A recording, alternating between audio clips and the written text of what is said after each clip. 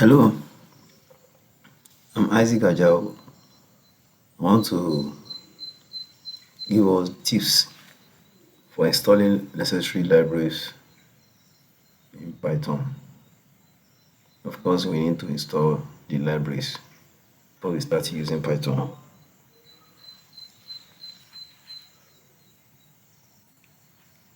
Now we have these of libraries here. Some of the libraries that we mostly use in analysis are highlighted here. We have the NumPy, we have the pandas, then we have matplots, and so on. So I want to start with NumPy. You see, Python offers a rich ecosystem of library for data analysis. These libraries form a powerful stack for data analysis and machine learning tasks in Python, depending on your specific need. So here are some of the libraries commonly used in this field. Now, the NumPy, which stands for numerical Python, is when it originated in 2000. It was created by Travis Oliphant, this developer. We normally use this, though NumPy and pandas are close. You can see it's meant for mathematics, and you can see the key features are mathematical function, linear algebra, Fourier analysis, random number generation. This is how to install it. You just go to prompts. Here is prompt, command prompts. Or just type cmd here. CMD, your command prompt come out. So you can just type pip numpy, okay, install numpy. If I have internet, I enter it, it continues to install. This is after installation that I can now have access to it on my IDE, which is Jupyter. This is how to install it. So you just open your terminal command prompt or run the following command. Pandas also is open source. It's another library for Python. So I want to quickly go to the purpose. It's a powerful data manipulation analysis library. It provides data structure, so that data frame. When you have different variables, you want them to come together to form a table. You normally use pandas. You normally use data frame. So key features for handling tabular, you can see tabular data alignment, merging, and reshaping.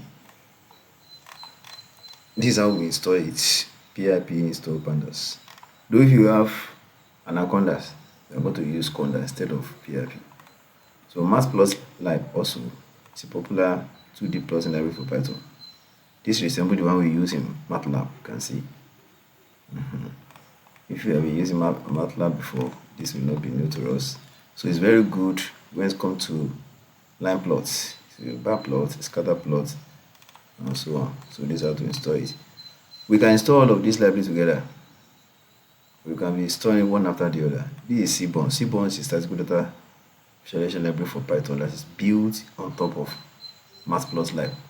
So it's also very good for data visualization. So these are the key features: simplified syntax, specialized plots for statistical analysis. So if somebody is many of us that are in statistics we prefer R, but this is the alternative in Python. The installation is this. So then we have scikit-learn. So and it's also used. These are some of the library we use in Python. I want to go to the last one here. That is Jupyter Notebook. Jupyter Notebook is IDE. So and this other alternative for Jupyter Notebook, you can use. There's a popular one, though this is what I'm using. We can also use other ones that are not here. But very many people that are in data science prefer it because it has cells, and those cells can be made use of. You can also use Visual Studio, that's VS Code. You can also use Py development. We use GNU Emacs. We also have Sublime Text and so on. But many of us prefer Jupyter Notebook. How do we install it? Just the normal way of installation of our libraries. Just pip install Jupyter.